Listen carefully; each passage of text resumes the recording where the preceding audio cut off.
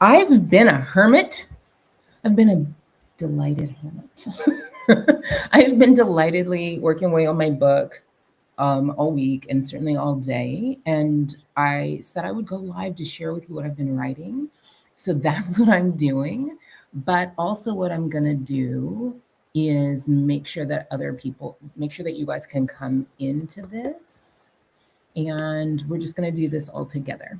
Okay, so I'm going to send out a note to everyone who subscribes to my Substack that we are, let's see if I can get a link for us where they can join us. Yes, here we go. Yeah, here we go. This is great. I've been trying to go live directly on Substack, and the technology has not been working.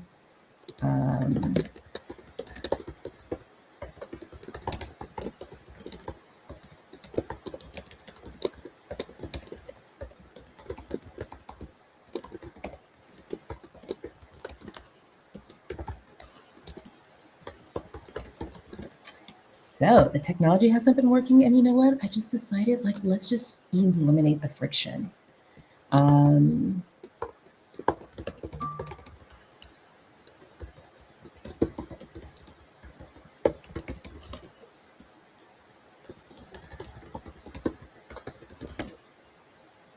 Okay, so I'm like, let's just eliminate the friction, everyone. Okay. And send to everyone. Okay, great. I'm gonna just come in and make sure that my audio is working. Audio is working. Okay. Anyone? Great. Okay. So you guys who are watching, if you can, in the chat, would you do me a favor and let me know that you can hear me? Let me know that you can hear my audio, because I've actually only had the audio issue on Substack when I stream directly. I have not had the issue audio-wise on any other platform, but I just want to make sure that you hear me. All right. Okay. All right. So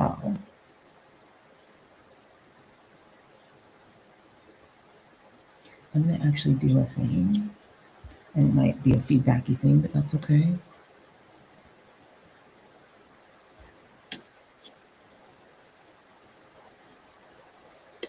Okay, I think I can be heard actually, because I'm hearing it a little bit.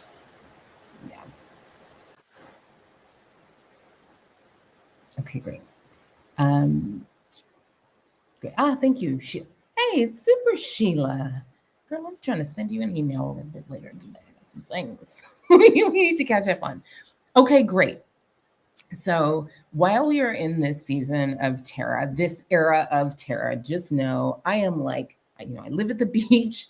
I am writing. I am sweating. I am reading and researching like ancient texts literally from Sumeria from 5,000 years ago. And it is the happiest place I've ever been. I am a hermit having the absolute time of my life, but I'm also, y'all that know me know, I do not, even in a best case normal scenario, I don't totally fuck with like the culture's sense of time. I don't always operate on the cultural sense of time. Really, right now, I'm not operating on the cultural sense of time. However, I'm trying to do this project with you guys somewhat collectively. You know what I mean? Like, I want us to do this together. And so I'm going to offer us up these opportunities to like play with this material as I'm writing it. Let me put a couple of more links for people into the chat. So I'm committed to showing up when I say I'm going to show up, but also just know it's a little wild. It's not going to be necessarily the same level of like super polished 50 emails that go out and remind you of everything like before it happens. It's just not going to be like that probably for a while. Here's the link to today's live session I'm on right now. And what I know is that we are convening for a very high level and powerful purpose.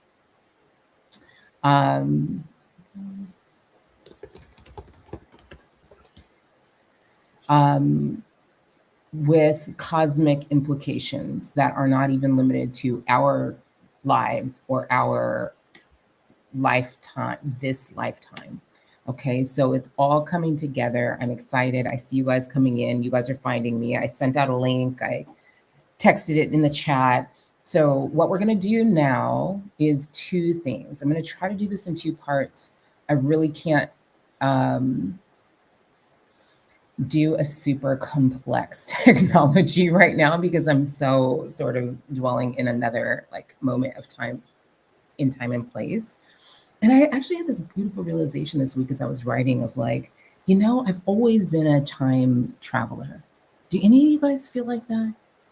Like when I was a child, I felt like every kid had these big wishes. My wishes were always like clothes because you can absolutely have drained the toxic capital-archy out of your system and still delight in the art of fashion, guys. Like, do not let these people take this from us. I loved like clothes and dresses, and I dreamed for and desired the most and prayed for even a fast forward button. I just wanted to fast forward to a place and a time where I would not experience like the pain of my childhood, which was pretty chronic and like always and so stressful, but also where I would have like the respect and the like interesting like subjects and conversations where my time would be my own and I could like go deep and do those things. And so I feel like I'm really there now. And I feel like I had this conversation with a couple of clients this week. A lot of how I got there right now, even more than I've been in the 10 years, you know, of running Soul Tour and working for myself, is I just made a decision. Okay. So today what we're going to do, I'm going to read to you the first chapter of the book that I'm working on right now. It's called Self-Centered. Working title is Self-Centered. I'm going to read to you the first chapter of the book. And then we're going to do a couple of projects of inner work. And I know that they are like, you can think of the journey we're on together as the journey from wherever you are right now, whatever level of potential gap or you feel like you have right now, to a place where you are not just, yes, where you've healed the queen wound, where you no longer identify as the muscle tension in your body or in your face or as the to-do list that comes online in your mind the second you wake up. Yes, where you're, feeling like you're fulfilling your potentials, feeling like you're fulfilling your dreams. But one of the shifts and upgrades that has happened in my mind as I was working on the book this week, well, actually, I told you guys a little bit in the invitation to the session. I told you a little bit about having the experience of like exploring Inanna's descent as like steps of shedding the false trappings that we think have given us power in this life so that we could become who we really are. Sure, great. And then I was invited by the goddess to come to a much older, deeper magic and set of powers from before patriarchy even existed, as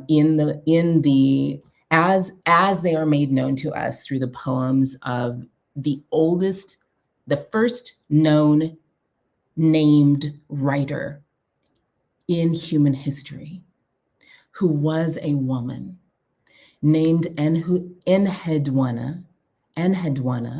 She was the high priestess of Inanna. She was the high priestess of the moon. She was sort of like the king's daughter. who ended up coming out from under just being the king's daughter and like claimed all of this power in her own right. So we're going to talk over the coming weeks and months and in the book a lot about Enheduanna, because I think her life has a lot for us to know, for us to come to know about ourselves.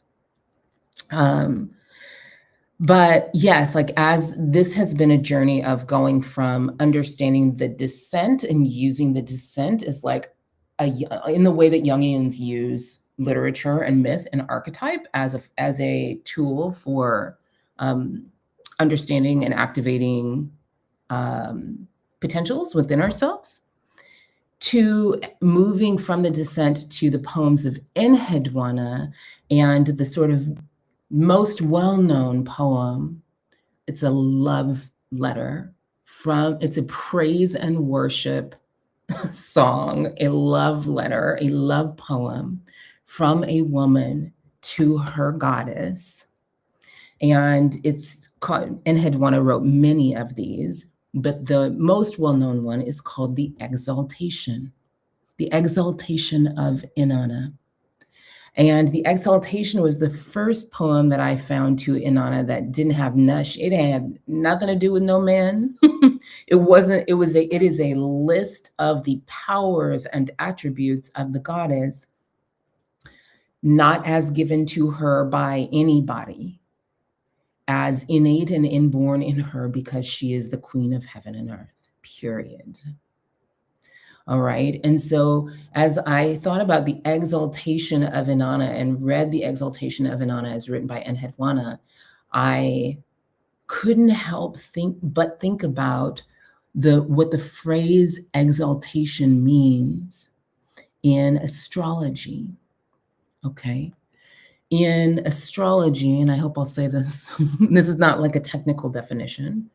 Let's see, let me just make sure you guys can see me. Okay, it looks like it's streaming there. I'm going to turn that one off.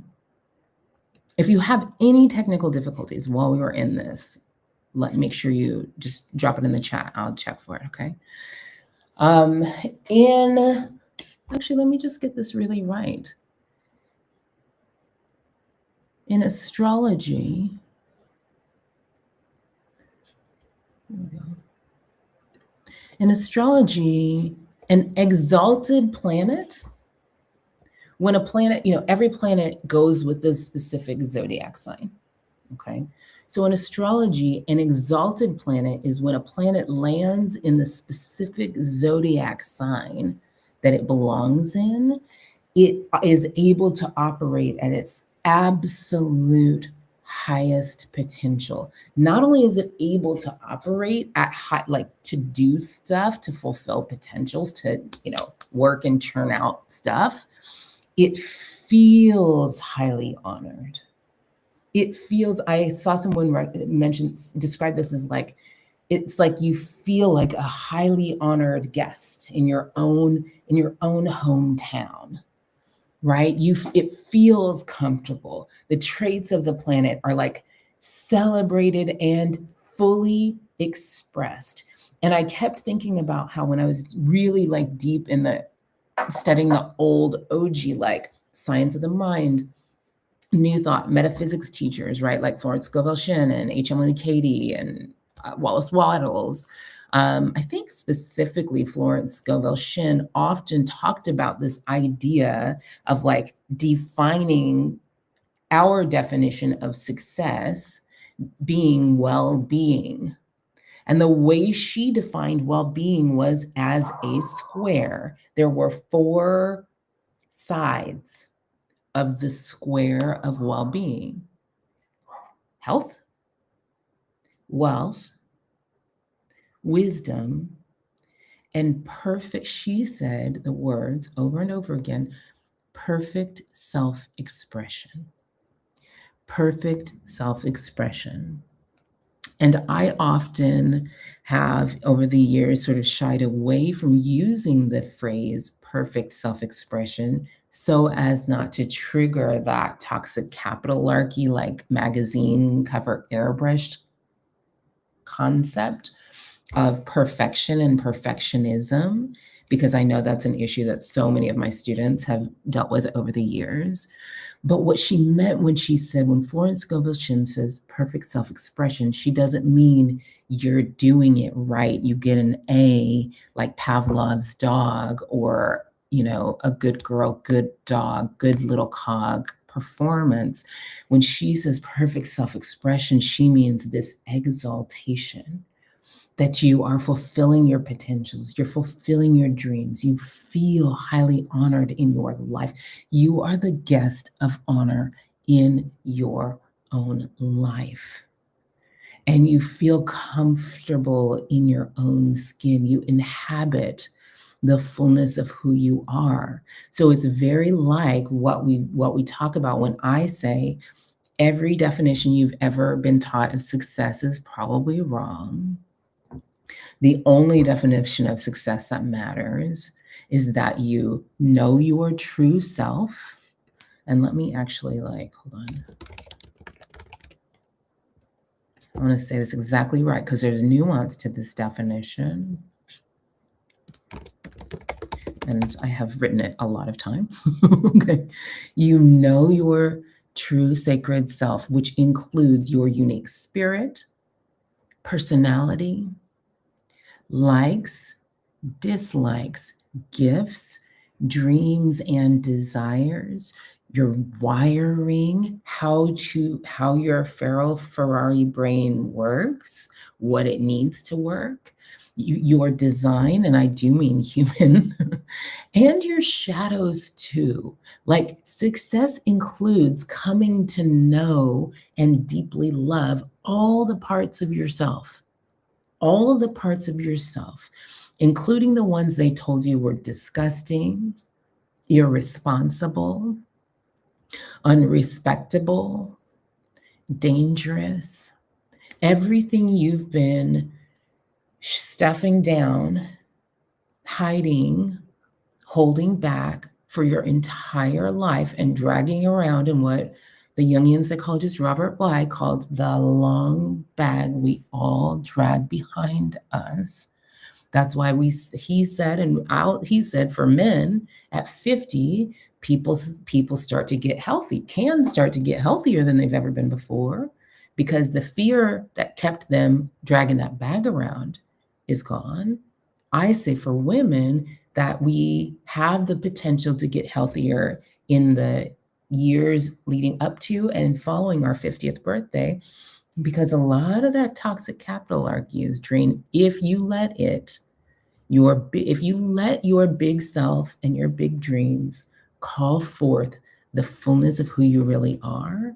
The toxic capitalism must drain from your bloodstream, and you will very naturally, without a hard effort, begin to pull all those pieces out of that bag, right? So sometimes I feel like the long bag is all about, the Robert Bly book and poems. Sometimes I feel like it's the same. Robert Bly's bag was Erykah Badu's bag, lady's bag. You know what I'm saying? Like, don't miss your bus. Stop dragging all that shit around like that, right? You're going to hurt your back. So we're not hurting our backs. Our definition of success, that square of well-being, is all of those parts of your true self, and you love all of those parts of your true self. And as a result, you create a whole life. You allow your whole life to reorganize itself into congruence with your true self. Okay? And this is not for the faint of heart, y'all. Like, I'm literally talking about reorganize. I mean, when I started my life reorganizing process, it was like, great, I'm going to go to therapy. And then it was like, well, I guess I'll get ketamine. And then it was like, I guess I'll heal like my tendons and joints and autoimmune condition. And then it was like, I guess I'll adopt this baby and move to another continent. And then I guess, it doesn't really end until it ends. Maybe it never ends, but I assure you it gets more and more and more and more delicious. And that feeling becomes a feeling of licking the plate of life as you go. So this is the very longest possible way I could think of to say that for us and for this work in this book, for us and this work in the A-list, our work is not, the descent is not the destination. The descent is a door. Actually, that's a better way to say it than I've said it even in the book. The descent is a door, not a destination. Okay? Our destination is exaltation. Our destination is not just to reclaim what we lost to our conditioning or even to the queen wound across the generations. Our destination is our exaltation, like coming into, like timelines collapsed, you coming into all of the powers that the goddess and priestess version of you possessed thousands of years ago, before the conditioning began, before the blanket of fear covered the planet. Okay. So we're going to, that was a very long way of like just carving out what our ultimate dream outcome of this time and season really together is going to be, not just in the book, not just in the A-list, but in the next 50 years of our playing together. So I'm going to read you a bit from the book. I haven't even read it out loud yet. I was going to read it before this, and I was like, no, like, let's just do it in real time. Then we're going to do probably 2 exercises of activation. That's what we should call them, 2 activations. Because all we're doing, right, like the exaltation, exaltation is manifestation. Every manifestation is a sequence, okay? It is an activation sequence from thought to word to form, and to word or ways of being and then form. So we're going to do 2 activations along that activation sequence of healing the queen wound. And then I'm going to walk you through, I'm going to open up the Power Wish book, which I use every month, every 2 weeks, actually, on every moon, full and new. And we're going to follow her process together of setting very powerful intentions on this Sagittarius new moon, which is now, or full moon, which is today. Okay, I'm just going to check the chat, make sure y'all are all with me. And Nakia, who are you saying was one of the thinkers you studied? That would be great to know. I don't know who I said. Oh, maybe in Hedwana. I'm not sure who else. Florence Scovel-Shen, maybe. Who are you saying, Lev? Okay, I'm going to dive into the book. It's exciting. And part of the reason I'm writing the book this way, first of all, right now, I'm not sure if I'm writing the full book or if I'm writing the book proposal, okay? Because I'm not sure what the book wants to be. And I'm going to share this little inside baseball for writers or people who want to write a book. This will be my 5th book. And I've published them every kind of way. I've had some traditionally published. I've had some published by trade publishers, and I've published them myself. I think this book will be traditionally published, or that is my intention at this point in time. For various reasons we'll talk about later. Because of that, you need to know what kind of genre of a book you're writing before you can know. Some book genres, it is customary to provide your agent and then publisher with a book proposal only, which is like 15,000 word explanation of what the book is with really specific categories, and then like 2 or 3 sample chapters written out. In other genres, it's much more customary and required even to provide the entire manuscript. Usually for books that are fiction or memoir, they want the full manuscript. For nonfiction or self-help, they tend to only want a proposal. And this book is actually a little bit in between in the way it's living in my mind right now, or the way it was living in my mind a week ago. Okay. I had thought it could be memoir, or it could be self-help. And I've sort of come to where I think it's going to be what they call memoir plus. So it will actually lean pretty heavily self-help, but it will be full of my own stories and with the myths. So from history. But so what I decided to do is just let it flow. I don't have to, and this is just like a way that I operate as someone with every neurodivergence. I don't really let myself spend too long in trying to figure it out in my mind. I'm just like, in any event, I would have to write a few sample chapters. So I've actually outlined like the first 10 chapters. I think this is going to be one of those books that has a lot of little chapters. It'll have like 30 chapters, but they'll each be like, you could read them in 15 minutes, 10 minutes. And kind of like if you ever read like Untamed, or many books are in this format now. But I do have very specific principles that I need to teach, and I want to name them that way. And I want people to know that this is myth and manifesto and memoir and really manual. Like I want this to be a manual for how to do this. So I started just writing a few chapters and outlining a bunch of chapters, like the first third of the book. And then in writing that, I trust that I'll get to where I need to be. I'll get to the clarity that I need to know if it's going to be a proposal that I'm doing or if it's going to be a full manuscript. But I think I'm leaning toward proposal. I had a book agent who I let go she was delightful. So it was like no fault of her own, but just given the circumstances. And now I think I'll be looking for a new agent in more of this kind of genre. So I will probably proceed. I'll get through a handful of chapters and the proposal and send them to an agent to get their feedback and their take on genre and whether we should be working together before I move forward with doing anything else. Okay. All right. So that's just your context. And I'm going to start with at the very beginning. I'm going to start at the very beginning with what is kind of like maybe chapter 1. Okay.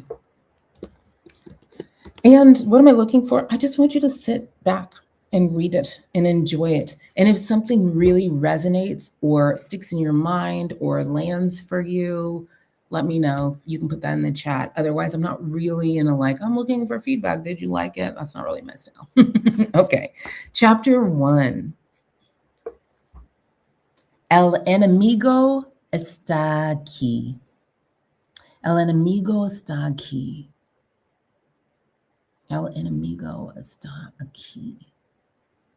That was the only Google review for the golf and residential subdivision I was about to drive into, listed right under the last step of the driving directions I just completed. El enemigo está aquí. The enemy is here. Con permiso, señor. What in the actual fuck? I thought in silent response to this review, which I decided to just keep this response in my head for the moment. I was out on my very first day of house hunting on a sweltering, sexy day in Mérida, Yucatan, just about a half hour from the Chicxulub crater where the space rock hit that knocked out the dinosaurs. And for some reason, I was just now seeing this review as I turned into the longest driveway I'd ever seen, made of beautiful granite blocks so roughly hewn that I had to drive my rental BMW SUV at a crawl for a full football field before we got to the guard gate. Now, using a few $100,000 of stone to slow my ass down felt like an intentional design choice on the part of the architects. It gave the 5 gorgeous Yucateo men with assault rifles who were standing at the guard gate a very unfair timing advantage over anyone who might approach with nefarious intent. I mean, this driveway was a very thinly veiled threat. It was like a last chance deterrent being offered by the universe. Senor, would you rather check yourself or would you prefer to wreck yourself? In any event, this driveway also felt like security overkill for those times when the person driving up the driveway might be a high achieving, well educated Buddhist Black church lady in her mid 40s with a raging case of undiagnosed and unmanaged ADHD, AKA me on that day. I almost made a joke about it. Kind of like how I sometimes would ask airport security agents to give me a black lady pass because we ain't never the ones trying to bring the plane down. Matter of fact, we're the ones you call when you need to save a plane or a child or a city or a nation. But I digress. Back to that morning. As per always, I was multitasking like a mother. I was driving while reading the Google Maps directions to this place, the Yucatan Country Club, on my phone, while also silently noting the waves of searing pain and the tightening sensation as the skin of my freshly broken left foot ballooned up. In my rush to get on the road that morning and start figuring out if Merida was where Spirit was calling me to move, I had rolled an 18th century wrought iron gate over the top of my foot about an hour earlier. But this was the 14th time I had broken that foot in about 15 years. And you know how it is with foot fractures. There's just not much they do for them medically. They just put you in a boot and tell you to go on to foot rest. So instead of slowing down my day, I had just made a mental note to wrap up the house hunt early enough to leave 90 minutes of time for an emergency room trip before I needed to get back to our rental villa at 6 p.m. when I told my daughter's travel nanny I would be home. So that's what was happening in my head as I was forced to slow down and coast up the driveway. That was what was happening in my head silently. But not so silently, I was chatting with my new friend and real estate agent, Cindy, who was the passenger in my car. I was trying to seem really cool and casual while asking why in the fuck a posh golf club of the sort she said she absolutely knew I would love to live in based on my luxury, metaphysical, maximalist vibe. Amiga, why does such a beautiful place to live need 5 guards with AKs at the entry? Now, sure, Merida is in Mexico, which the American outrage and industrial complex had long deemed the most dangerous place a woman could travel. But at that time, I'd been living in Oakland, California for almost 25 years, which had similarly bad press, but had been a wonderful place for me to live. And at the time, I'd actually been Black my whole entire life. So I knew that there was a growing list of other countries that had deemed the United States the no travel zone for their Black citizens. So in other words, I wasn't falling for the okie doke.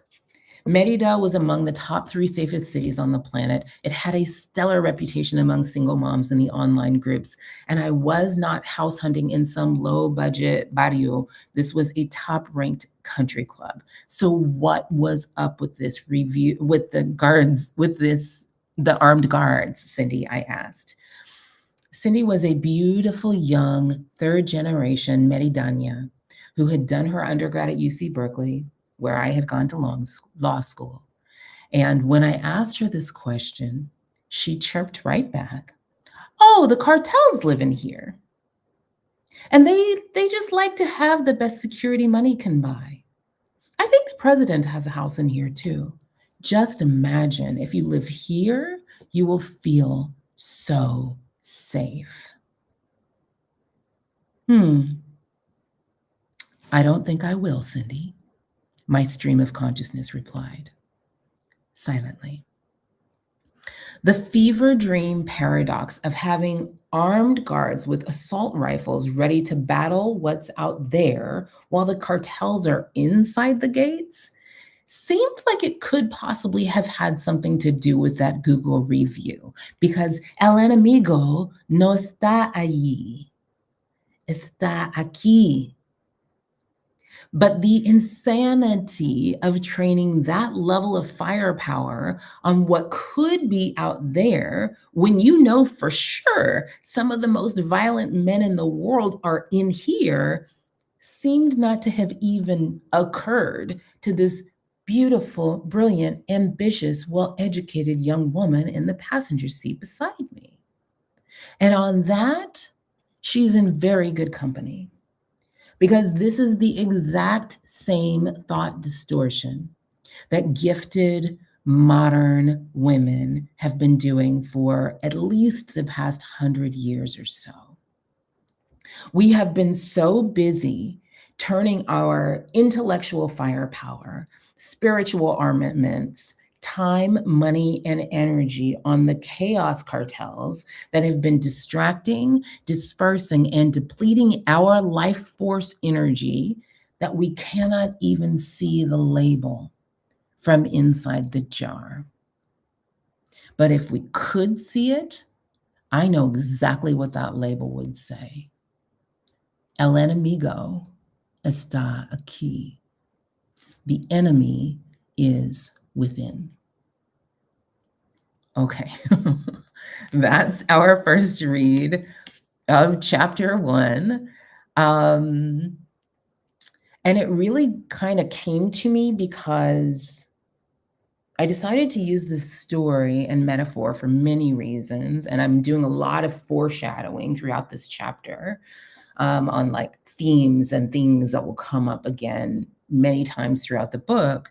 But I decided to use this particular metaphor because I have, as you guys know, my part of my writing style is to share in writing what stories are coming to me or what conversations I'm having in real time right now a lot. And one of the conversations that's coming up a lot in my world is conversations with other women about what on earth we're going to do about the patriarchy. What are we going to do about the men? How come they're like this? Who's going to fix them? Like, what are we going to do? What do we need to do? No. When I broke up with a partner recently, and so many of my friends were like shocked and stunned because they were like, well, he's such a great guy. You could just tell him what to do. He would do it. And he kept asking too. And the answer that I finally reverted to was this: I don't work here. I don't work here.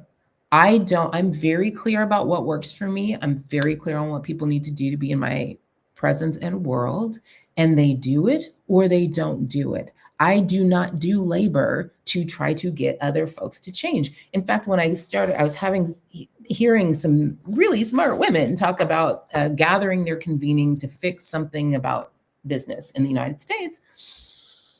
And I just was like, you guys have a much more tolerant relationship with frustration than I do, because I work in transformation and I know that no grown people are going to change because you try to make them change, and like Audre Lorde said, you're not going to fix the master's house with the master. You're not going to destroy the master's house with the master's tools. It just doesn't work like that.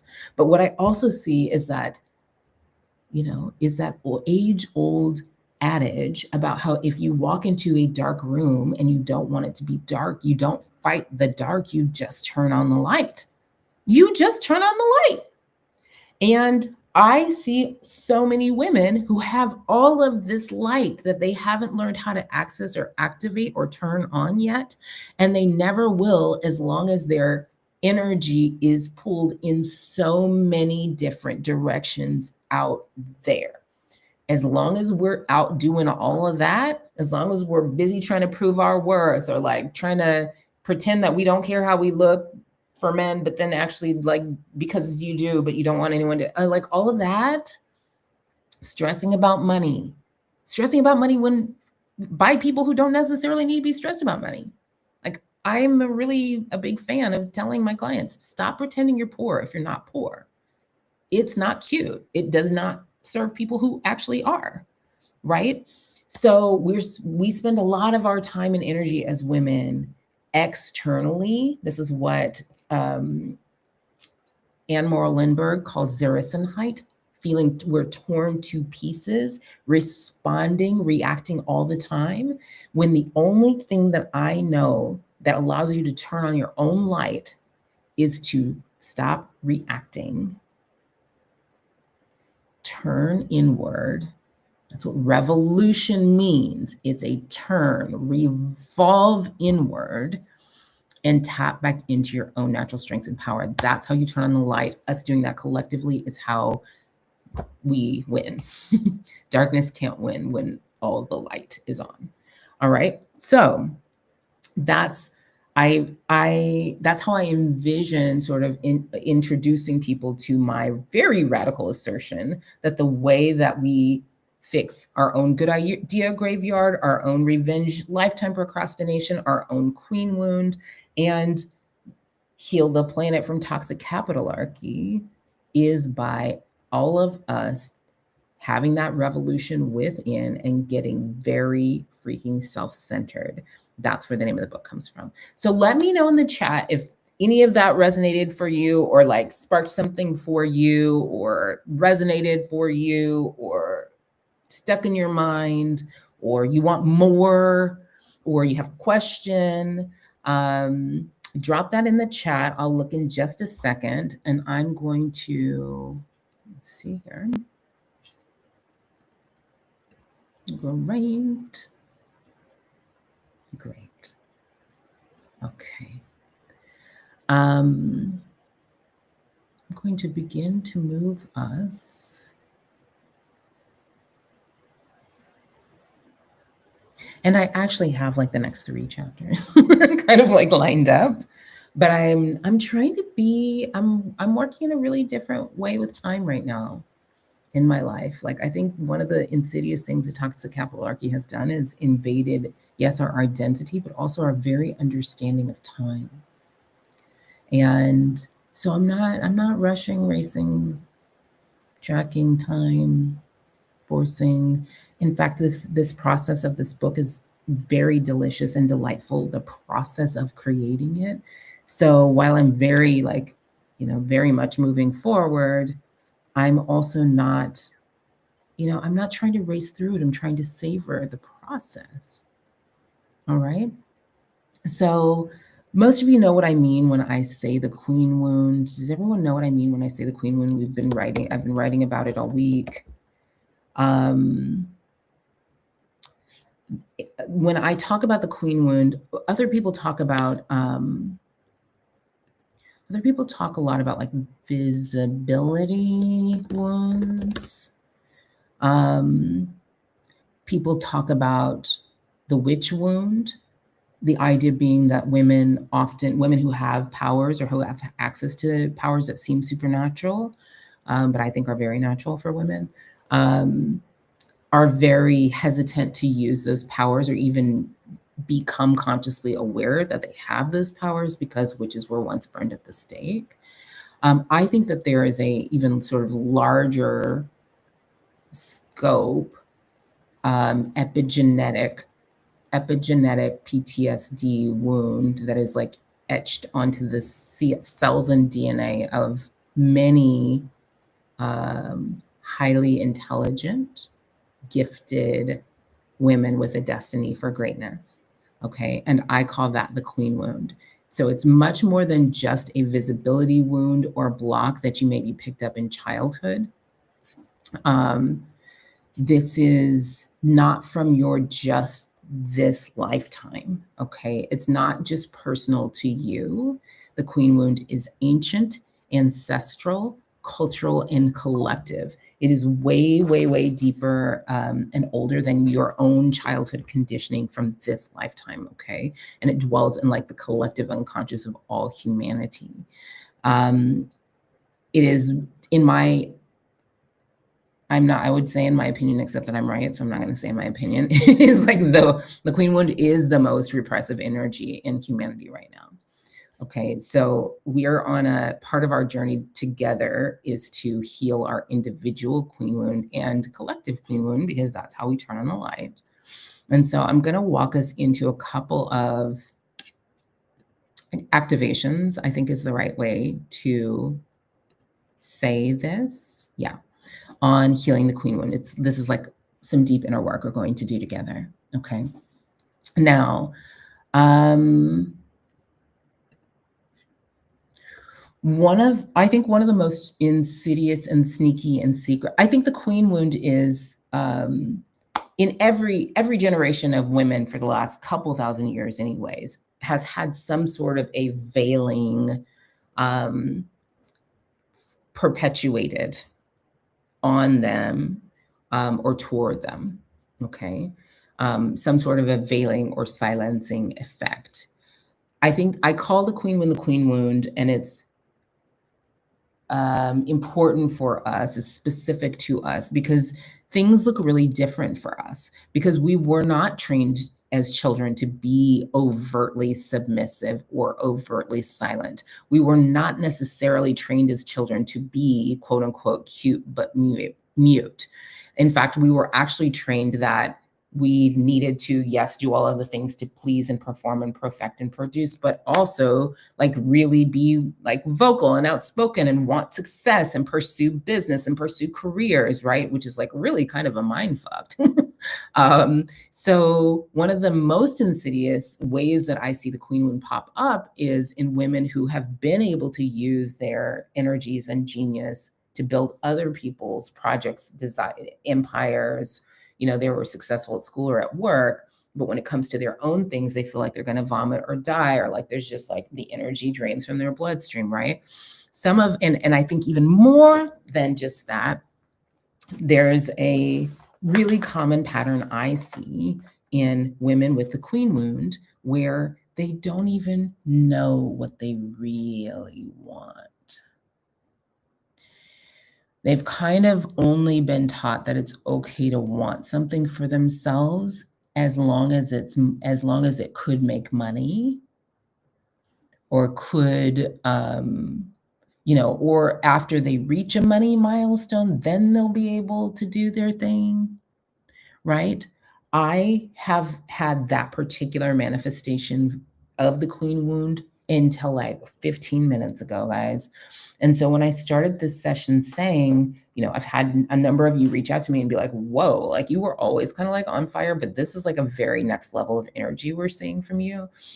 Part of yes, it's 25 years of therapy and ketamine and integration and inner work and journaling and daily ritual for 18 years and all of that doing because A, I have ADHD, and B, it was unmanaged for a really long time, and C, we have been conditioned with a supremacy of doing an activity. It's called cog conditioning. It is the internalized overseer. I mean that the way you think I mean that, okay? Doing is not everything. Literally, when I moved to Portugal, I was often silent and would wait to see how people spoke to me or what they said to me or what language they spoke to me in, because I for sure thought I looked like an international any something. I could be from, half of the Portuguese colonies were Black, right? I could be from Brazil. I could be from Mozambique. I could be from Sao Tome. I could be from Angola. Not one person walked up to me and was like, Allah, Allah Tulubain. No. Do you know what people walked up to me and said? Hey girl, what's up? May I help you? Ma'am, may I help you? Senor, like, no, but Donna, when my doctors talked to me from jump, they called me Dona Tara. Dona is proprietress. Dona is like owner of stuff. Okay, the woman who owns the quinta is the dona. So I asked my Portuguese friend, why are people talking to me like this? Like, I'm not even saying words. And she was like, oh, well, one is you're the only person in here on a laptop in the beach club. A. B, it's a Mac. Regular people don't use Macs here. And C, you walk American. I was like, what does that mean? You walk American.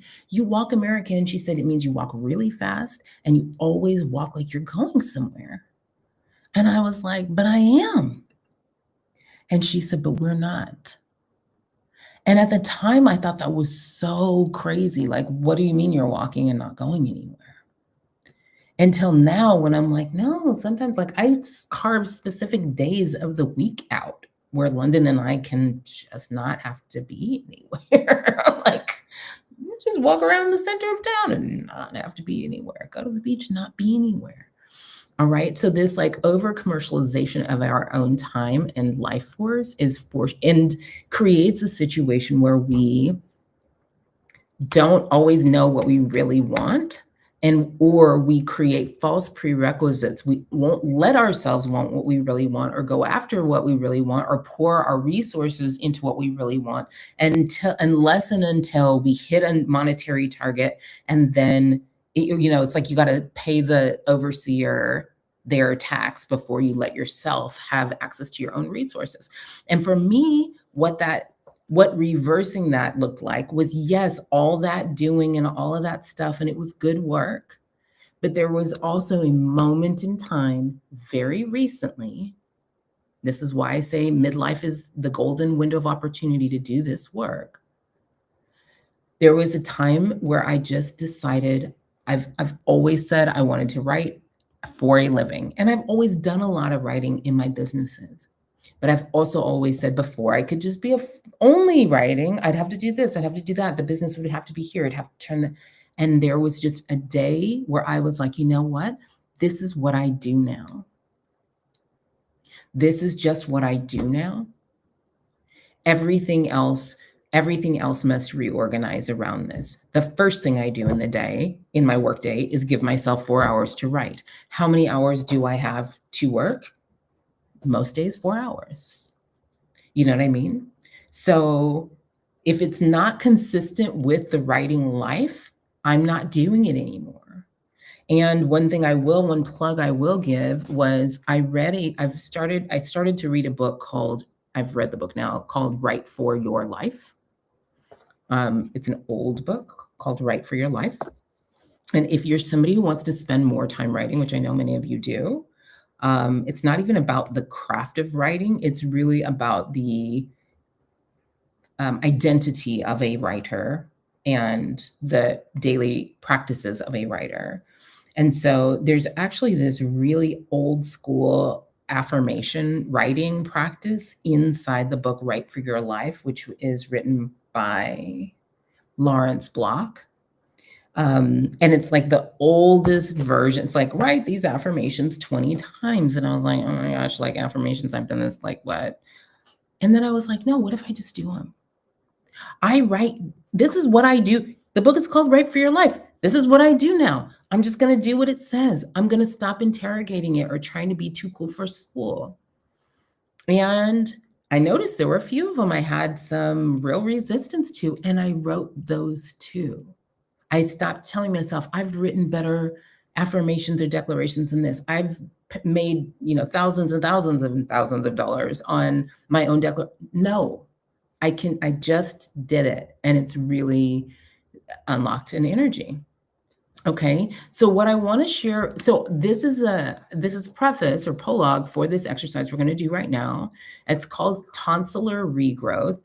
Maybe one or two of you have done it before, but probably not too many of you, because I think most of you are kind of newer to my work. Let's see. Tonsillar regrowth, and it's a prompt that originates in something that happened to me medically a while ago, a long time ago now, maybe 10 years ago now. But I had to go see a head and neck. This is a writing prompt. This is a writing prompt that helps you remember what it is you really want outside of the prerequisites you've been putting on yourself, outside of the, commercial, the idea that you have to turn whatever your dreams in life are into a business for it to be worth your time. Okay. So about let's call it 10 years ago now, it may be even a little longer, I had to go see like a head and neck doctor for something. And he wasn't an ENT, but while he was in there, I was like, hey, I look down my own throat in the mirror a lot. And he was like, girl, what? And I was like, I've seen these strange little bumps growing in my throat. And I asked my regular GP about them, and he didn't know what they were, but he said the tissue looked healthy, so I shouldn't be worried about them. Would you mind looking at them? All right. So this doctor is like, okay, sure, fine. So he says, open your mouth. He looks at my throat. He takes a step back and he says, when did you have your tonsils removed? Okay. And this will tell us exactly how long this was ago when it happened, because I said, oh, it was about 30 years ago. And I think I had my tonsils removed when I was 12 or 13. All right. So I was maybe 42 or 43 when this happened. I'm 50 now. So I said, I think it was about 30 years ago. He says, what you have is a rare case of what we call tonsillar regrowth. Tonsillar regrowth. So that was the diagnosis. And what I learned was that tonsillar regrowth is a harmless but very bizarre phenomenon in which you have your tonsils removed and they later try to grow back. And they think that this really only happens when the original tissue was not like entirely removed. They just didn't remove like all the full margins of tonsil tissue. So with tonsillar regrowth, your tonsils don't grow all the way back to full size. And in fact, at the time, my boyfriend would call them like your tonsil buds or your tonsil nubbins. It was kind of funny. But I actually thought this was kind of deep, because to me, it was like this thing that was inborn and natural in my body was cut out. Sure, there was a good reason, but it was cut out. And that thing basically just demanded to have its rightful spot in my body at so serious a level that it's growing back. Fresh and new, 30 years later. All right. So I remember thinking at the time, like, man, our bodies are marvelous. Our bodies are literally wonderful, full of wonder. And of course, at the time when I was like 42, 43, I was just about to get diagnosed with my rheumatological condition, my autoinflammatory condition. So I think at the time I was very focused on like aches and pains and like, working out and like trying to do all the things. But I think that was that moment in time, that conversation with that doctor was a real like moment where I was like, this is miraculous. This apparatus is so self-correcting in favor of healing that it will literally try to grow back what somebody cut out of it. And that is a miracle. And for this, I give thanks. Okay. And then my second takeaway was like, it's kind of, my tonsils are like our dreams, our desires, our destinies, our sacred contracts, not the things we're beholden to do because we agreed to do them when we came into this soul because the Love and Light Brigade wants to make you feel guilty so you buy some more shit. No, sacred contracts are, it's like a beautiful, huge book of a trillion things that you came into this lifetime to be and do and have and create and learn and experience. And those things are born in you alongside all the gifts and talents and potentials that you will need to fulfill those sacred contracts. And so my thinking was like in that moment that like my tonsils were kind of like those dreams. They were born in you and they can never really be all the way cut out. So, especially for those of us who identify as like neurodivergent or kind of neurodivergent or neurospicy or neurobaddies or neuroicons or gifted, because gifted is neurodivergent too. I know that when you get to age 40, 44, 49, 50, it can start to kind of feel like it might be too late for me. I may never actually get to do my big dreams. Like, I know I have this destiny for greatness, but I don't know if I'm ever going to really get my shit together right before I literally kick the bucket. My tonsils are here to tell you that your dreams, your real sacred contract, big dreams can never be all the way cut out. Not by failure, not by you're too late, you're too old, not by discouragement, not by doubt, not by fear. Literally, the only thing that could totally, kill that energy is you, your decision to. I was sharing, and I'm not being facile, I'm not being surface, I'm not being live, laugh, love. The first book I ever worked on was me at 19 years old, writing up the life story of a woman who was 99 years old and had decided to finally write her book. And do you know, we wrote that book and that book got published. That lady lived to be 106 years old. You know what I'm saying? There's literally never a too late if it's really yours, your dream, not by your bad childhood. So I know that sometimes we think we're too old, we're too traumatized, we're too something, we're too disorganized, we're too scattered, we're too many ideas to do the dream that's in your heart. But my request is that what if you just try on the belief that everything you've been through until right now, this moment today, was preparation. It was all preparation. It thickened your skin, it built your skills, it made your heart tender. It helped you get clear, it helped you become wiser, more loving, more whatever, more you. And now all of the rest of us need you to step into your sacred contracts. And you feel it. That's why you're here. So here's my prompt. And I want you to we're going to take a few minutes. We're going to take like 6-7 minutes. We're going to take 4 minutes. And I'm going to ask you to answer this question. I'm going to put it in the chat.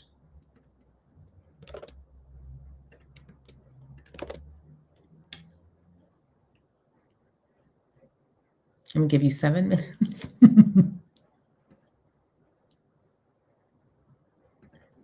to answer this question that I just dropped into the chat. So check it out if you need it to see it in front of you. Do you have a dream, a desire, a calling that has been dormant or has just not been an area of focus for any reason? What is it? Name it. Like, this is don't name the shadow version of it. Name the real thing.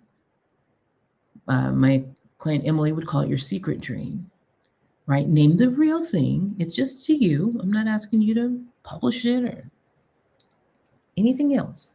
Today, the single thing you need to do now is just name it to you. And maybe ask yourself the question, if you dare, of who you would need to be or what you would need to let go of in order to let this dream in order to breathe fresh life into this old new dream.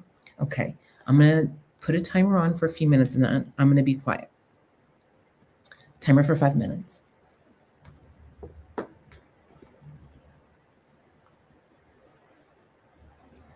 Begin.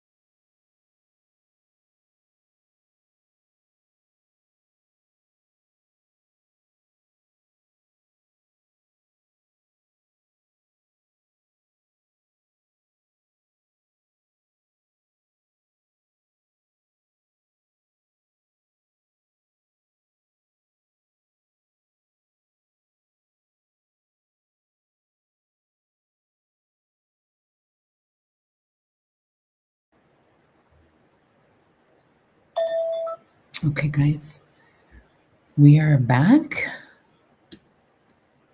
Just let it sink in. I'm not, this is like kind of deep work.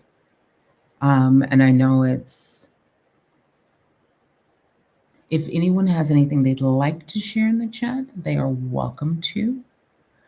And if not, I know how this work works. This particular prompt for many people is like, it's insight work, right? It's shining a light in a dark room work.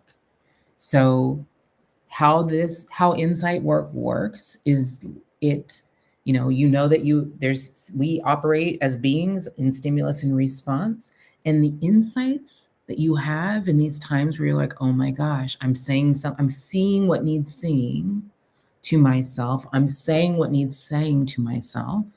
This is why I write, because content can literally be very catalytic for people's transformation paradigm and field shifts. So you don't necessarily have to get out there and be incredibly effortful for these kinds of insights to infect and infuse your entire and change your whole life.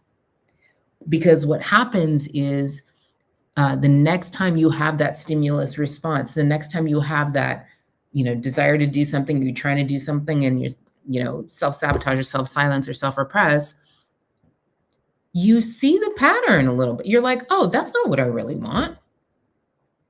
Actually, what I remember, I just said, I really want this. And the next time you're spending all your work and your heart out, performing and pleasing, like it's your full-time job, on something that is inconsistent or incompatible with your actual desire, you start to add a little space before you just do that habitually again. And the more you can even very incrementally increase the space between this time, but when I say space, I mean time between stimulus and response, the more opportunities you have to do something different. Okay. But if you've heard my work, you've heard for long, you've heard me say this a million times, it's almost impossible to just start doing something different, because thought begets action, action begets emotion. Sorry, thoughts begets emotion, emotion begets action. You can't just do something different. You have to think something different, feel something different, be something different. That there has to be that catalyst first. And then doing something different can be very, very much less effortful than it's been in the past. Okay, so I wanted you to have that insight. I'm going to check the chat, and then I'm going to talk with you about, yes, okay. Joy, yes, you've been prepping. You've been prepping. Okay, great. I wanted to share that while I was working on this work, often people come to my body of work and as in search for help with procrastination or imposter syndrome, or not being able to create, good idea graveyard, or revenge bedtime, lifetime procrastination, perfectionism, overthinking, inner, struggle switch, hesitation, shadow jobs and shadow careers, those kinds of things. And I want to, and those are some of the phrases that I think about the work under the umbrella of. But actually, since we'd had that it was like self-repression styles prompt in the last writing challenge, we're going to do another one next week if you're on the A list, by the way. I had started to do a lot of my prompts as I write them I create them in my own inner work and inner infrastructure first, and I work with them myself first before that I bring them to you. Okay. So I know they work. And I kind of just I don't bring you my most, I bring you my best. Okay. So I had really started to use for myself, if you're Tara Kirk method certified, we use self-inquiry a lot. And I had started to work with a breakthrough question in my own life of, is this pattern that I'm noticing having a self-silencing effect? If so, it's got to go. Okay. So things that I maybe used to would have, I mean, some of these things, sometimes having excessively armored boundaries, things that at a different point in your life or what you needed are not any longer current and may actually be self-silencing now. So I was really trying to bring that awareness online for myself. And that question really triggered some big breakthroughs in my life, in myself. So that made me start thinking about this work that I do and the journey that we're on together through the lens of self silencing, that perhaps self silencing is um, kind of a very at a high level, a catch all for a lot of the issues that we are experiencing as neurodivergent women and as gifted women, just in general. Even the ones we're calling self sabotage. Self silencing is really what it is and the effect that it has. And so I started to like just do some research in that area, and I saw that there is a psychologist out of Washington, University of Washington, I think. I don't think it's actually University of Washington. Hang on.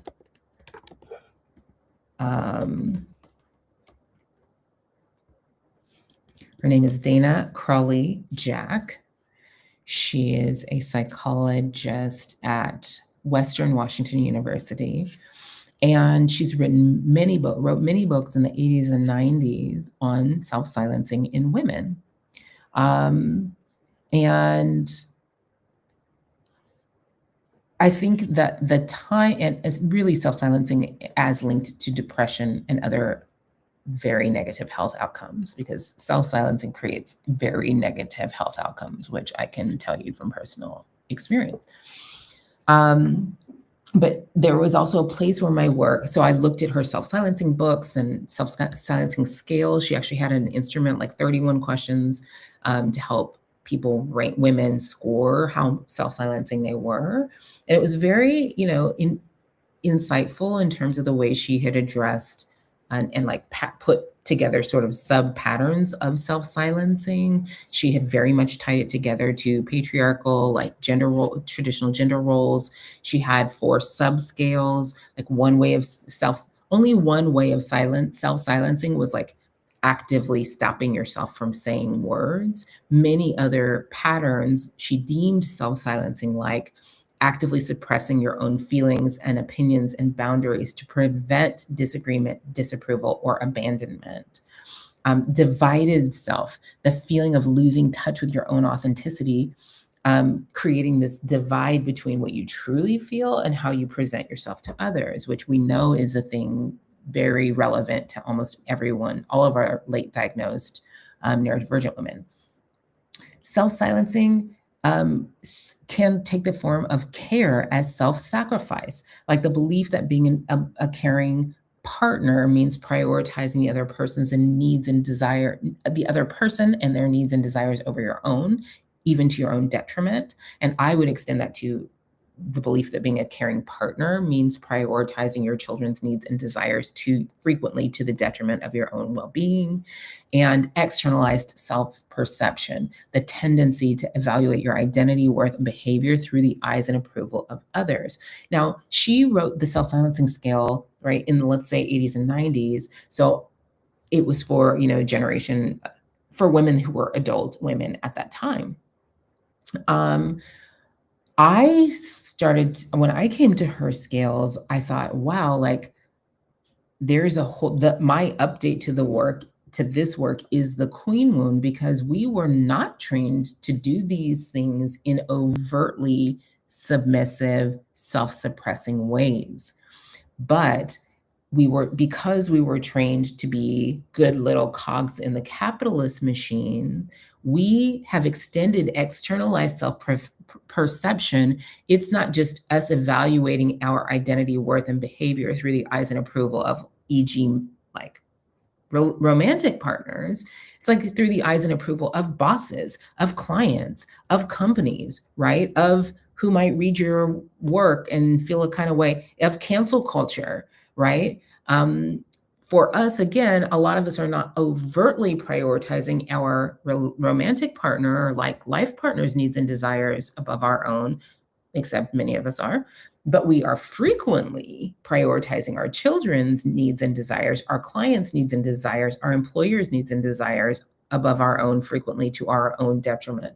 This is why, my friend Megan French Dunbar was posting on LinkedIn this week about how hearing her hairdresser say, oh yeah, like half the women who come in here are losing hair, saying it's the stress of work. So silencing the self, active suppression of your own feelings, opinions, and boundaries to prevent disagreement, disapproval, or abandonment by a partner in our generation, in the queen wound, is to prevent not making sales, right? I don't want to be too weird or too woo because people want to buy what I'm selling. I don't want to post this thing that's kind of like wacky or whatever because I need to make it be a way that other people, that clients or customers, like conversion copywriting is like the toxic capitalarchy has infected our ability to create art, to write. All right. And the same with divided self. Like, I got to be a business Barbie. I got to pretend like I made all this money and it's all profit. And I got to be a certain kind of way. But that's not really how I am. Right. And we're doing this for the marketplace, not just for it. Some of us are doing it for romantic partnerships and for the marketplace. All right. So I'm going to probably propose some kind of like an update on this scale. But what I wanted to do right now is just read to you some of the statements that I think might be, they're the very first draft, the statements that might end up on my version of this scale. It's like kind of like the queen wound scale, self-silencing in like modern, successful or ambition-oriented women, or I don't know, high masking women, highly intelligent women, highly not submissive, overtly women. And I just want you, I'm not going to do like a scoring thing because one of the issues that I think we tend to have as neurodivergent women or highly intelligent women is scoring ourselves. We don't need to be scoring ourselves all the fucking time. Like, I don't want you to, and I don't want you to take whatever comes up as I read these as like a reason to judge yourself. What I do want you to do is allow that light of awareness to come on, that light bulb of awareness to come on. If I read a statement here and it feels like this, maybe what you're going to do is see that there's some self-silencing that you've been doing without knowing you've been doing it. And again, all that has to do to begin to do its career of reversing self-silencing within you, all it has to do is add a little moment of time between stimulus and response. All it has to that's all it takes to break the pull of these patterns. Okay. So with these statements, just as I read them, feel whether that feels like an experience you have, whether it resonates for you. And if so, allow your wise inner being to take that insight and do what it needs to do with it to begin to break the pull of that pattern. Okay. Number 1, you're not even sure you know what you really want out of life. Number 2, you often tell yourself you don't really want what you really want because wanting it makes you feel exposed or vulnerable.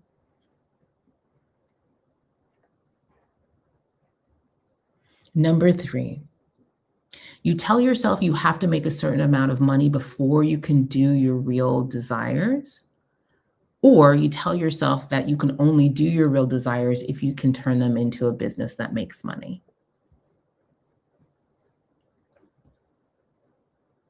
4, you tell yourself that what you really desire out of life involves heavy lift, burdensome preparation work before you can even begin it.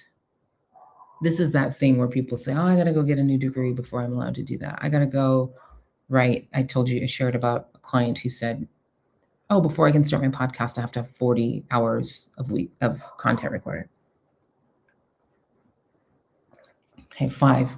You feel like you're frequently smiling on the outside while you actually feel angry, sad, or despair on the inside. Anger, sadness, or despair on the inside.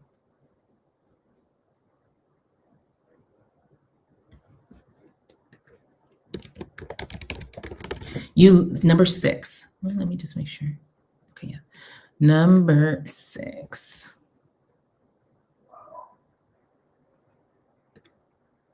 You look outside yourself for other people's opinions and validation before you can greenlight moving forward on your own dreams or goals. I should say opinions, permission, or validation. And this, one way I see this look that people don't really know, but this is what is happening, is people hiring coaches and therapists and like trying to get their coaches and therapists to give them permission before they can do greenlight them, like self-authorize or activate their own dreams from within.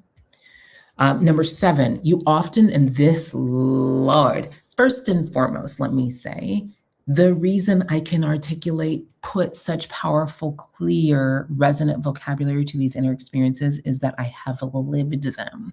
Okay, so this is not me from way on high trying to come down and tell people how to be. This is like, I've done this work. That's why I know how it feels inside. Okay, number 7, and this one in particular, you often ask for help. Like we talk a lot about I'll do it myself syndrome and how like this like superwoman archetype that we're all like living in, performing, does not know how to get help. Okay. But I think there's another layer where so you're like, hey, I need help. I want to do big things. I have like a big life. I'm going to get help. You often ask for help from people who are not ready, willing, or able to give you the help you actually need. So I could even break that into 2 before you see this again in the book, right? The help that you ask for is not the help you actually need. And or you often ask for help from people who can't or won't give you the help you actually need. That was an issue I dealt with until very recently in my life. Okay, number 8, you over deliver for your kids, your family, your employer, or your church, or your whoever, neighbors, whoever, to the detriment of your own desires. Like you never have time. You're always saying you never have time for your own desires. Never have time for your own projects, but you're consistently over delivering for other people. Okay. Number 9, you frequently side quest for days, months, or years instead of doing your own passion projects. Not hours, days, months, years. Okay. I think this is actually number 10. You were successful at school or work, but you struggle when it comes to your own projects. 11, you rehearse, I don't know, okay, how about this? You replay, how did I want to do this? You can think of a conversation that happened years ago that you've been ruminating on, replaying, and rewriting in your mind ever since. Try that. You can think of a conversation that happened years ago that you've been ruminating on, replaying, and rewriting in your mind ever since.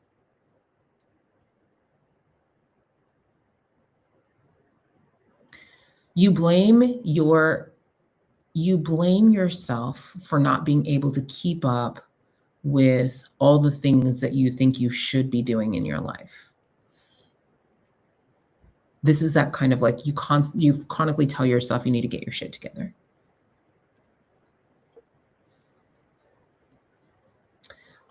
You wonder whether you'll ever be able to fulfill your potentials or dreams before you die.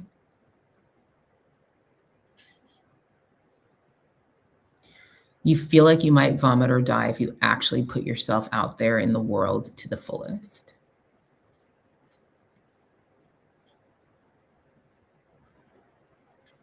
Okay. That's it. And again, like, I know this is a lot, like to see yours. What I actually want to say is like, I honor that you are willing to see what needs seeing and say what needs saying to yourself about yourself. I request and require that you do this against a pervasive backdrop of like lavish self-compassion and self-valuing and self-love. Okay, so today, you know how when you go to a massage, a deep tissue massage, they're like, when you leave, they're like, you need to drink some water. You need to get good rest. You need to drink some water. This is a deep tissue massage spiritually. This is like Rolfing. You know what Rolfing is? Like where it's like where the massage therapist, like, I think it's like they kind of like jump on you and like they like remove your fascia from them. I mean, like you literally leave and like people are bruised and like battered. But it breaks the pull of these like postural ways we get used to holding ourselves so that the fascia is like actually doesn't even fit us right anymore. It breaks the pull of those patterns so that you can activate your musculature and posture and all of that from within. Because when you activate from within, you can do stuff you can't do when it's you using these surface muscles and like trying to like white knuckle yourself into stuff, right? Okay. So if you have anything you want to share, you're welcome to share. You don't have to share. Okay. Hey, Alicia. Lovely. Joy. Thank you. I'm glad you're experiencing this that way. I love this. Okay. So let me see. What's our last? I think now we're going to move. Is this right? Now we're going to move. Oh, you know what I wanted to do is just for those of you who did not complete the 7-day writing challenge last month, I'm going to walk you through what I think was the most powerful prompt of that challenge. And I think I've heard that feedback from a couple of you who are here too. I'm not going to walk you through the whole prompt, and we're not going to do it as a prompt, I don't think. Maybe. But I had kind of come up with a new framework, and I'm going to continue to develop it as I work on this book, called Your Self-Repression Style. Okay. And what I said in this, what the self-repression styles are, is sort of patterns of internalized silencing, self-silencing, self-repression, that are very sneaky ways in which we hide our deepest powers, knowings, genius, insights from the world and from ourselves, because we've been taught that it's unsafe to reveal like how deep we really think, how powerful our insight really is. Okay. So it's hilarious because when I reread that prompt, I wrote the sentence, this self-repression manifests in 3 different patterns or styles. And then I named 5. Because as I went, I kept just being like, oh, but what about this one? Oh, but this one, right? And I think before we're done, I'll probably name a bunch more. I mean, I think that rushing and judging, I mean, all of the prosthetic powers of this superwoman that we keep trying to be, the rushing, the judging ourselves, the tracking our own progress, right? All of these things could become a self-repression style. But these ones were particularly tricky. Okay. And so I wanted to share them with you and just see if you identify any of the self-repression styles as your own, would you just say like, that's me, or I identify with that in the chat? This is a little bit you helping me write the book. Okay. Okay. The first one was the everybody fallacy. So the everybody fallacy is where your inner critic actually devalues your ideas before you do anything with them, on grounds that everybody must think that, everybody can do that. So you don't even try to turn it into a thing or bring it out into the world. The everybody fallacy. If you feel like you have the everybody fallacy, just say that's me or type everybody in the chat.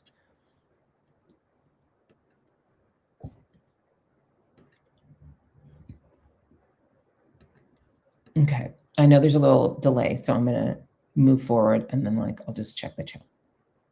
Okay. The second one is upper limiting, which if you've read the book, The Big Leap, you know what this is. But Gay Hendricks describes your upper limit as the inner thermostat we all have for how good we're willing to let our lives get before we start doing what I describe as blowing up our own spot. Okay, so this is where you actually begin to take the steps toward doing your dreams, turning your insights into whatever content, products, whatever you want, turning your insights into a new way of life for yourself, into inner peace, into new ways of being.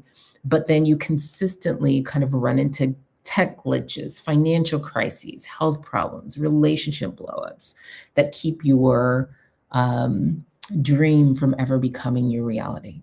Okay, upper limiting. If you feel like you have a chronic pattern of upper limiting, it's like you get to the brink of your breakthrough and then you retreat. You get to the brink of your breakthrough and then you have a crisis.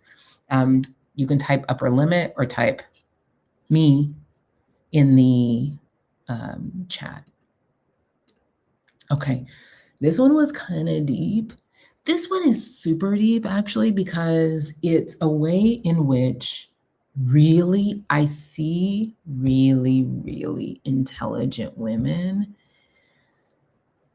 hamstring themselves. Is hamstringing what you call it? Clothesline yourself.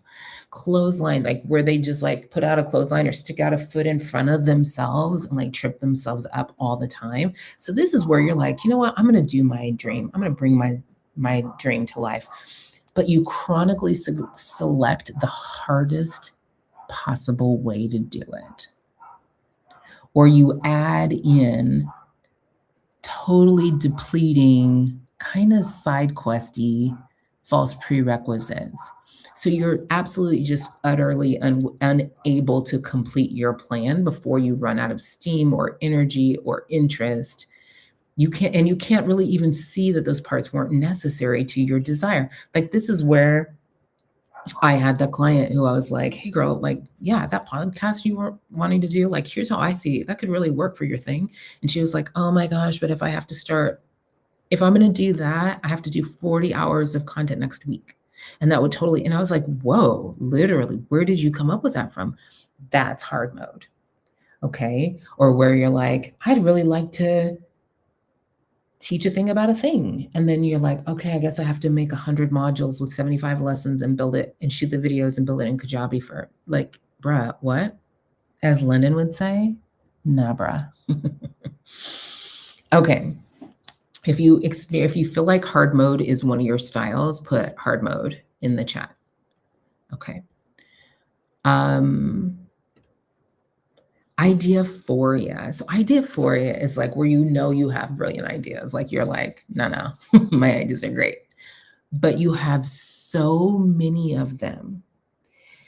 And you don't have the muscle built for picking one, shutting the rest down and moving forward. So you experience your own mind is very chaotic and you can't even get close to imagining what taking the next step would look like.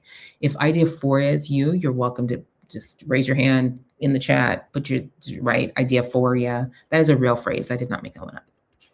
And then the last one is the intellectualization trap, aka overthinking. So this is where you were such a good student, and you were so rewarded for being a good student that you're out here trying to study how to get your dream right.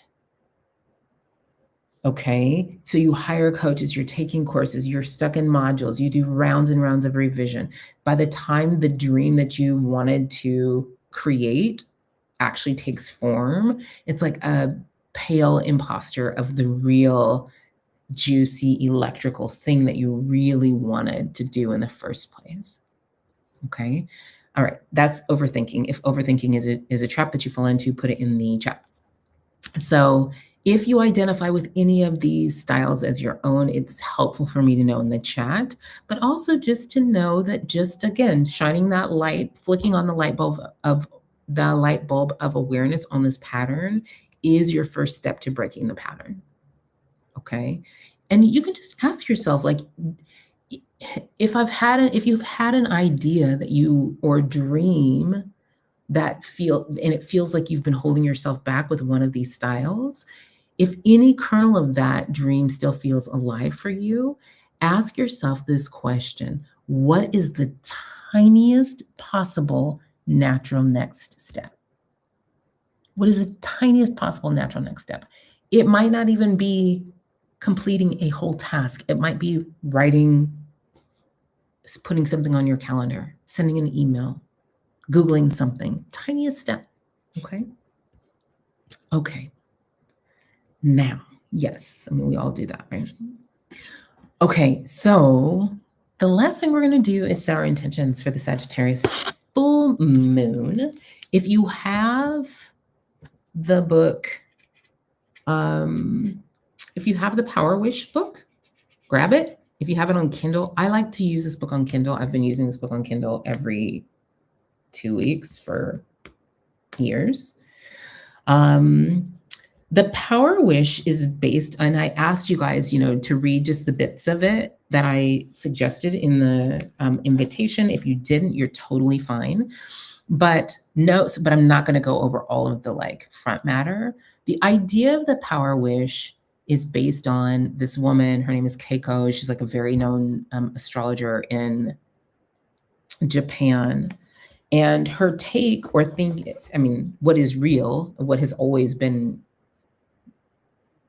the wisdom of the ages, is that there are times in our lives and in the calendar and in the cosmos when the veil between worlds grows thinner, when we can get more help from the universal powers that be to do whatever it is that we desire to do or be or have or whatever experience, whatever it is that we desire.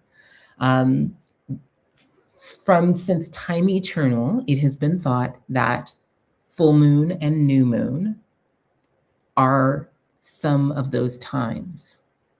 I also believe that the window of time around your 50th birthday, which can actually start for some people at 40, 43, 44, all the way for a while after, that is another sort of window of time in which the veil between worlds grows thin. You can harness more universal and cross timeline help than you could at other times of your life. So I think it's kind of fascinating that the culture keeps trying to convince middle-aged women that they should just pack it in, pack it up, downsize, go somewhere else, when the truth is that moment in time in your life is probably one of the have for actually shedding what needs shedding, becoming our biggest selves, and doing our biggest dreams. If you haven't worked with the moons very much, just know, I know it's so funny. People are like, I feel like we just had a new moon. I feel like we just had there is a full moon or a new moon every 2 weeks. That is how the moon works, right? So today, May 31st, is a full moon in the sign Sagittarius. And then in 2 weeks, we'll have a new moon. And then in 2 weeks from that, there'll be a full moon. And if you know what the full moon looks like, that big circle moon, the new moon is the opposite. It's like an almost entirely dark moon, when the moon when the moon phases start over. So Keiko kind of tells the story in the book of how she was disturbed when she first started talking to her friends who were setting intentions, making wishes, basically, at the new moon and the full moon, and they weren't ever happening, but hers were all happening. And she started to ask them, how are you doing this? What are you doing? Let me see what your intention was. And they were kind of just all willy-nilly. And so what I appreciate about the book, The Power Wish by Keiko, is that she's just offering us a method, okay? And I'll just, as an aside, say that there have been women priestesses, practitioners of powers forever, and there are known systems and methods and practices and processes for engaging with universal powers. In every culture, in every tradition, they are known, they are knowable. You don't have to start from scratch. It's not all some like new floofy new age shit. Like women have always known how to engage with spirit, and we have always been the holders of that knowledge. So if you look, you can find people who have practices and protocols that you can learn.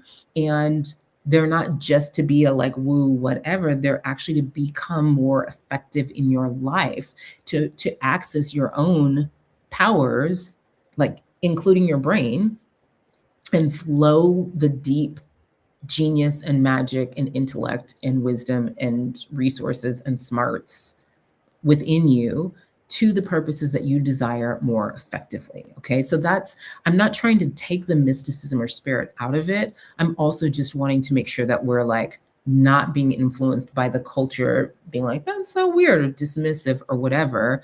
I am very clear that Florence Scovel Shinn, who we think of as like this religious, spiritual, like science of the mind lady, operated in the exact same time in history as Albert Einstein, said the exact same shit as Albert Einstein. He was not saying anything different than her. He was saying, your thoughts become reality. We can make time. And they called his physics and hers religion or spirituality, all right, in a way to dismiss hers. They were saying the same things. This is what quantum physics is, okay? Is the same stuff that she was practicing. So don't allow the culture's desire to diminish the wisdom of women to keep you from getting what you came to this life for and using the technologies that exist to do that.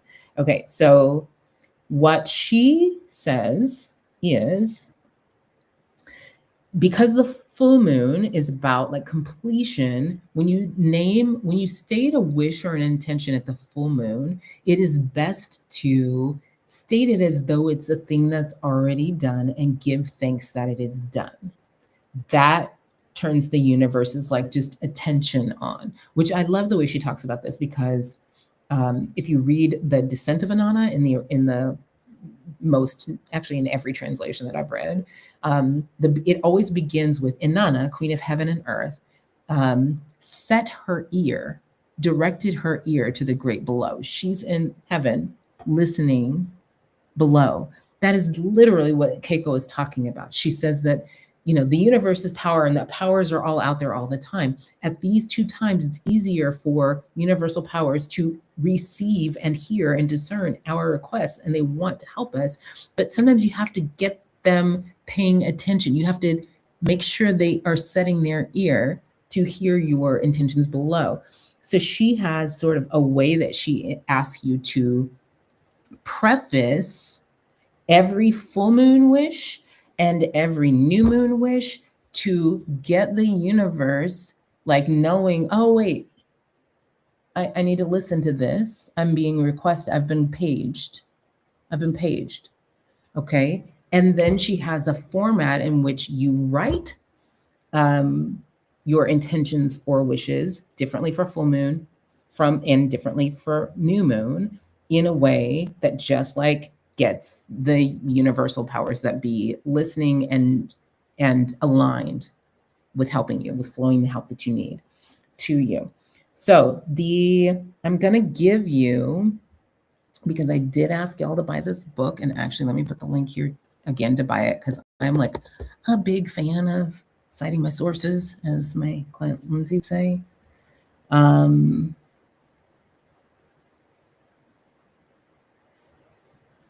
We're on a full moon, so she has anchoring statements she asks us to use for the full moon and for the new moon. Hang on. Power Wish. I should have given you this link before, just to make sure everybody who wants to buy the book knows what book we're talking about. I'm going to drop the link into the chat. Oops.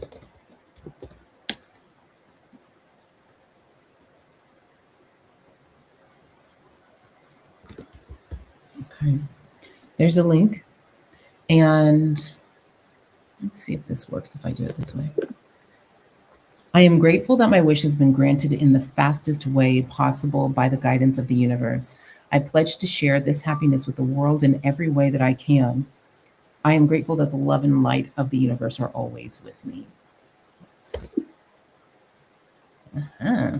I'm using Whisper Flow, trying to use it in the chat, and it did actually just work. So that's amazing. Nick, if you're watching this, that's a thing that just happened. Okay, so in the words of Keiko, quoting from the book that I just linked to, and you should buy, anchoring statements are the magic words that plug you into the universe. Write them at the beginning of your full moon power wish. Kind of like how we tell kids, if you want this, just say please. What's the magic word? Say please. The universe needs you to say a little bit more than please. So on a full moon, you anchor it with this statement at the beginning that I just dropped into the chat. I am grateful that my wish has been granted in the fastest way possible by the guidance of the universe. If you are so, and you can, I mess with these. Like I have my own versions. I'm reading to you out of the book quote.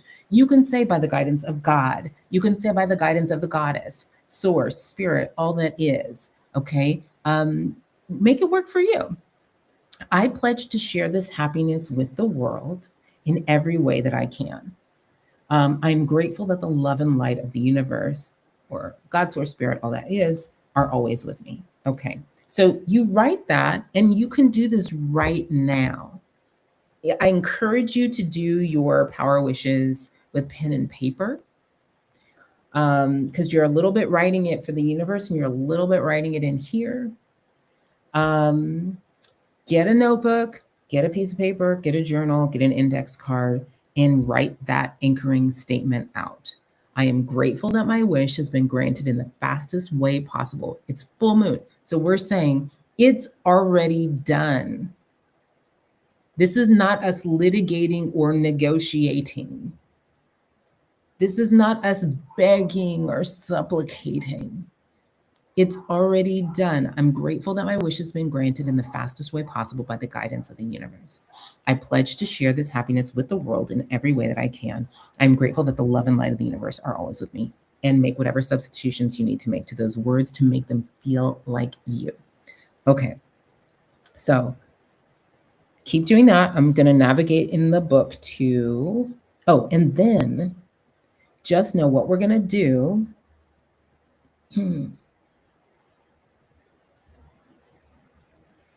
For every, you're going to write your wishes. I'm going to give you a little more guidance on that in just a second. And then when you're done with each of the statements of like a desire or wish, you can write 1 or you can write 100. For each of them, you're going to write out what you desire as in the past tense or in the present tense. It's already done. I did this thing. I experienced this. I got that, right? And then you're going to close it, each of those line item statements, with a happy emotion or situation and gratitude. Thank you. Okay. I feel so A-listy. Thank you. I feel so fulfilled. I feel so delighted. I feel so expanded. I feel so overjoyed. I feel so magical. I feel so in love. I feel so, you're going to name a happy emotion in each statement with a happy emotion or situation and an expression of gratitude. Thank you. Okay, it's already done. All right, so I go to Sagittarius, because every one of the zodiac signs represents something. It's like they're specific to a certain kind of subject matter, a certain set of subject matter. So for Sagittarius, and I'm literally just going to read this out of the book, Sagittarius, we dive into the unknown on the new moon, and we remove any unnecessary hindrance with the full moon. It's very good, very Ganesha, removing of obstacles, okay, with the full moon. This is from the book. And this is how I use this book every moon. by the way, every moon for 3 years. So I've read some of these 3 times, 6 times, right? For the full moon in that planet and for the new moon in that planet. I use this as a reference book. Okay. The other day, she writes, the other day I was asked, what do people whose wishes easily come true have in common? I answered, they are optimistic. Having an optimistic outlook on life is the first prerequisite for your wish coming true. Why?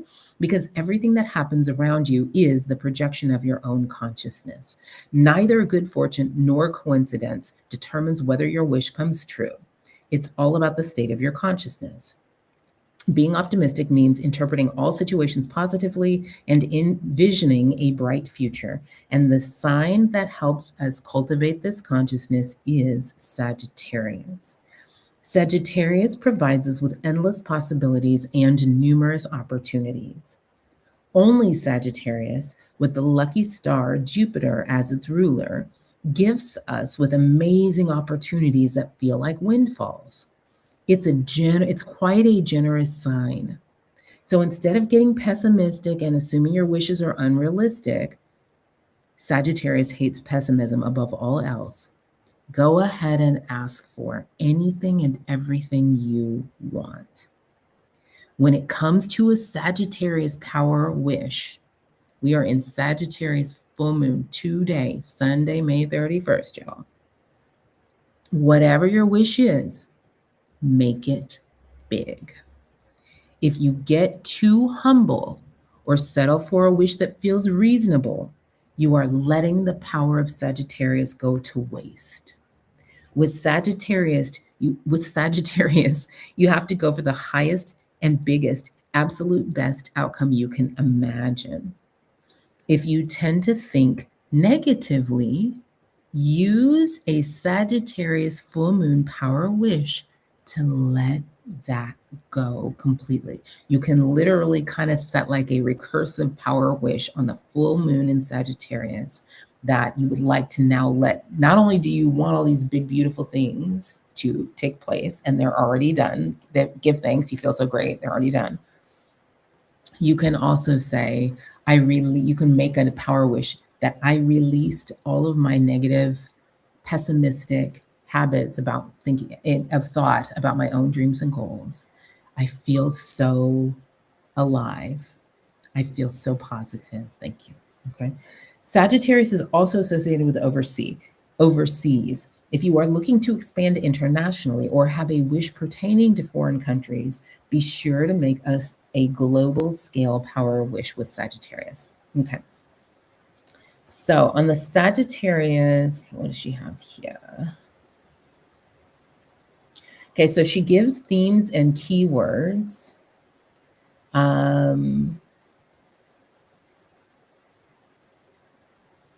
Themes for Sagittarius moons include, I'm going to get these into the chat, okay?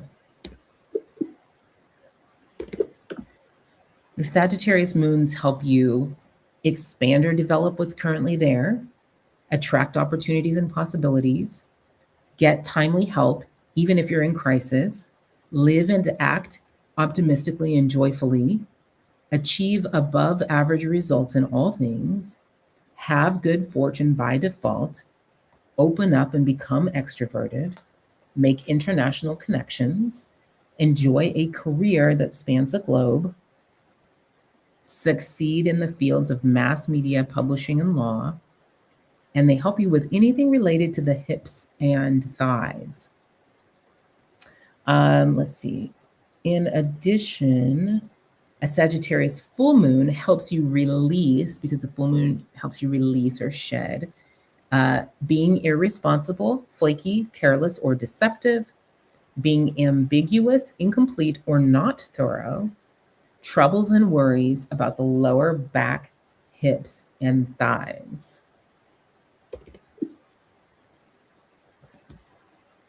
That's in the chat. She gives as examples 2 power. So she reminds us that the full moons are really great for releasing.